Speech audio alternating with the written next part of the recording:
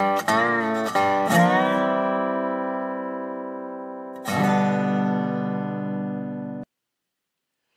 morning, everybody, and welcome to Coffee with Craig. We're so glad that you guys could join us this morning. Before we get started, please make it a point to like and share our video feed so that your friends can become our friends and join into the conversation. Also, remember, subscribe to our YouTube channel and follow our Facebook page. Tons of stuff going on there. If you really want to know what's going on a minute-by-minute basis, our Facebook page is the spot to be in. Speaking of the spot to be in, wanted to remind you guys, many of you have been asking about our t-shirts, about our Don't Tread on Me t-shirts. Those are available. Those are going to be available for you for sale on our gear page, fpcgear.com, or you can just go to firearmspolicy.org and click on the FPC Gear page. Once again, this is a t-shirt that the young man in Reno was wearing, got in trouble at school. They told him not to wear it, and he called us, and now we're suing them. So help support that lawsuit, help support his right to free speech, protecting his right to use his First Amendment right to protect his Second Amendment rights. So all you got to do, once again, fpcgear.com.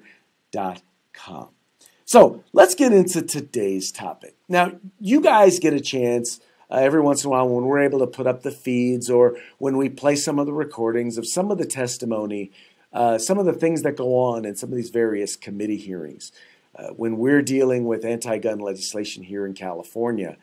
And we've had some folks say some pretty outlandish things to us, those of us who advocate on behalf of the Second Amendment here in the state of California. It's been beyond, some of it beyond the pale and beyond egregious. In fact, why don't I go ahead and just play a little bit of it for you this right dais here, and defend the senseless acts of terror that's happening domestically.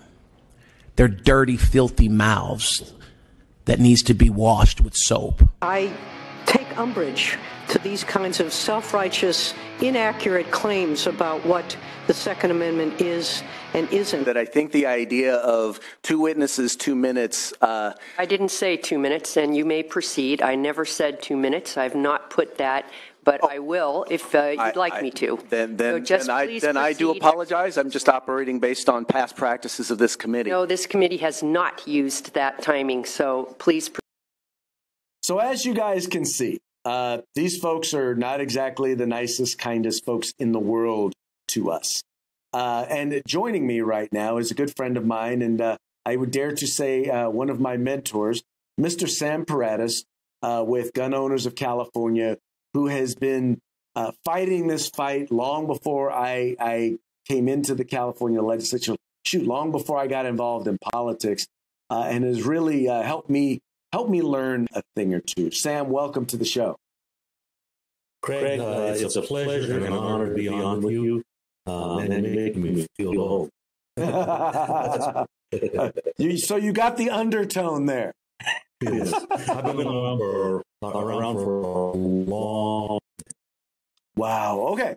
So now, and I think that kind of also though speaks to what we want to talk about now.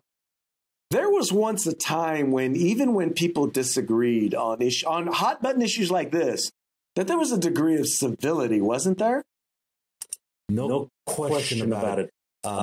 We never expected to go to committee and to be treated rudely, yelled at, accused of bloodshed, told, that's enough, be quiet. The sergeants are going to take you out. I mean, it has gotten so bad. Back in the day, you had a chance to go and voice your opinion and say what was on your mind, and you were unlimited in the time that you had to testify, to get the facts out, to get your perspective out. They would listen, they would sit there, and then it started to go the other way. All of a sudden, when they didn't like you, they'd get up from their chairs and they'd go have coffee, and they wouldn't be listening, or they'd talk to each other. And now it's progressed to the point where, well, you've seen it, firsthand, Craig. They're rude, they're In essence, they so denigrate the office that they hold in civility, in statesmanship, in so many different ways, and it's really a shame. Well, and it goes even to the point of, when we go and we testify, we try as much as possible to present facts and information. And it's almost like not only do they ignore all facts, ignore all information that might present a contrary viewpoint to what it is that they have to say, but they've gotten to the point of belligerence. I mean, let me show you this clip real quick. This is a clip last year where Assemblyman what's his name, Lowe, called a member back, called Dan, our good friend Dan from the NRA, back to the table so that he could rebuke him. Check this, you guys, check this out real quick. It's very difficult for me to sit here and look at you in the eyes and have respect for you, sir, Dan, because not only because of the lives have been cut because of your organization, mothers and fathers, but many lives have been shattered from it. All right, so I was actually in another committee because, as we know, they actually hold public safety committees both at the same time. So I was in another committee when that happened. But if I recall, you were there in the room, weren't you? I was sitting right next to Dan when we testified, and then when he called Dan up, I was standing right at the desk. Being that I wear hearing aids, I needed to be close to the front to hear what they were saying. And I was in shock, utter. I can't put it in shock that the chair allowed a member of his committee to be so belligerent, so mean-spirited, and so personally accusing as he was, and didn't do anything to stop it. And I think you just hit another nail on the head. That's something that has frustrated me, is the fact that you have first of all, you have the chair who's supposed to be running the committee, would allow something like that to occur. But then on the other side, you have some of the members who are, they're on our side. For the most part, they vote with us.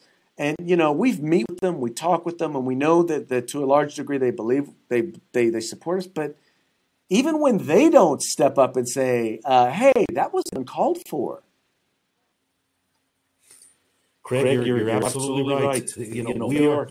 I want people to understand that when you and myself and the other members of the pro-gun community go up to testify, we are behind the eight ball at every point of the process. They don't like us. They don't pay attention. They're belligerent to us. Our friends don't stand up for us. And at the end, once we have given them the facts, as you pointed out, they, of course, always have the last word, and most recently have chosen to use that as an opportunity to snipe at us with snarky comments, denigrating our facts, or us personally, or the issue, or something like that. So it seems like they're shooting every bit of ammunition they have against us. Oh, yeah, that's the absolute worst is, so you go up there, right? So I go up there, okay, there's going to be two of us, and I got 2 minutes. And I spit as much fire in 2 minutes as I can. And then the members, after I'm done, I can't say no more. Then the members proceed to lie, tell misinformation, denigrate us and our positions, and all we're left to do is to sit there and take it. And then they wonder why we get frustrated with them. But we're supposed to be the civil ones. And by the way, it's not just us. I mean, I sat there during the last committee hearing, and you had representatives from law enforcement, people who represent law enforcement were there. And this was in the Senate committee. And you had Senator Bradford and Senator Mitchell took it as an opportunity to grandstand and berate these two guys. And you know what? All they could do was sit there and just take it. But anyway, all of that aside, I think that it doesn't do much, number one, to help encourage people to be involved in the process. I don't know about others. It encourages me to be involved in the process. What it tells me is this, is that when I go up there, number one, I got to make sure I give it good. And then I got to brace myself because I am going to take a shot. But see, the great thing about here at FPC, the thing that I love about FPC is I know now we're going to catch all that on video. And when it's all said and done, they may get the last word in committee. I'm going back to download that video. I'm going to chop that video up, and we're going to expose them for literally the hateful, uninformed individuals. I want to say that they are. I'm going to be more diplomatic because you're here with me. I want to say that they are, but that they appear to be in the way in which they act. You mean great big sacks of agricultural byproducts that have been left on the ground on a barnyard, you know? Okay, nicely. I appreciate that. I appreciate that, Sam. I really do.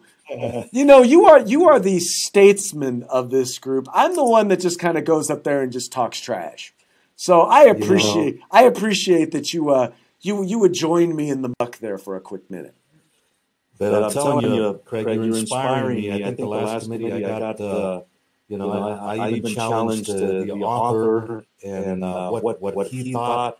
No matter what he thought, he was wrong, and proceeded to take on a little bit of Craig Lou's junkyard dog type of an attitude, and put it back on their, for their doorstep. And we have to do that. We have to stand up for what's truthful. And it's a beautiful thing what you guys are doing and exposing these people for what they are. They are ugly, mean, nasty, ill-spirited people with major hang-ups and problems who think they know what's best for everyone in this state when in fact they don't even know what's good for themselves.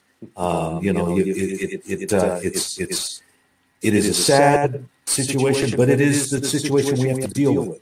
So you and I have to gird our loins, and we have to go in there and do battle because it's the right thing to do. And we do battle the way it's supposed to be done.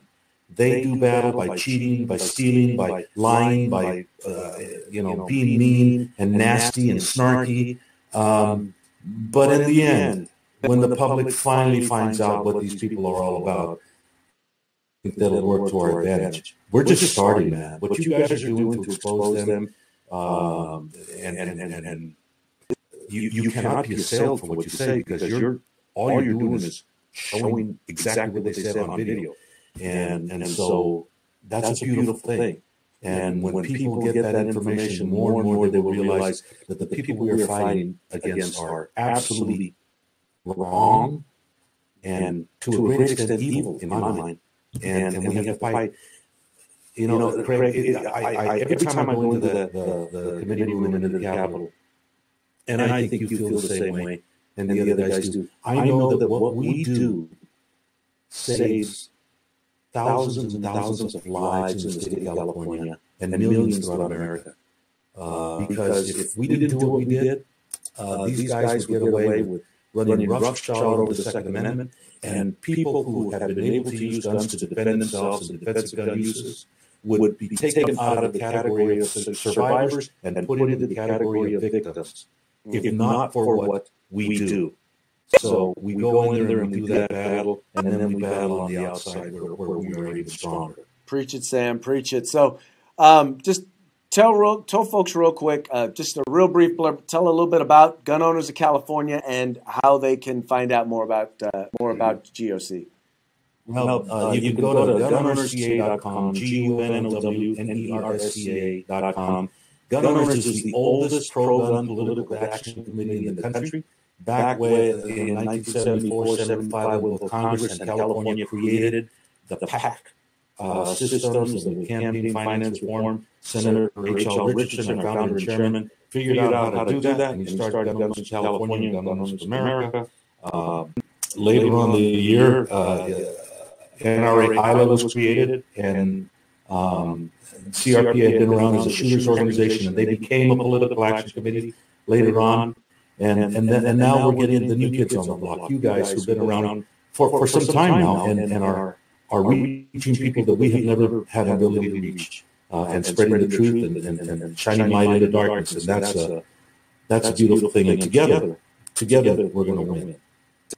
Amen. I'm right there with you, brother. Well, thank you so much for joining us on Coffee. For those of you who do not regularly watch, we're on every weekday morning. On Saturday mornings, you can watch This Week in Gun Rights.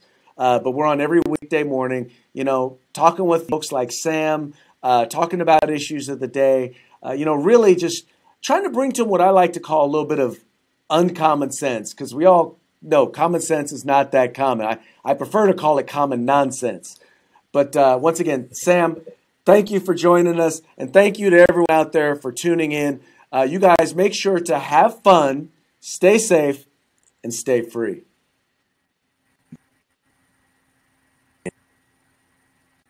If you like our videos, follow, subscribe, like, and share.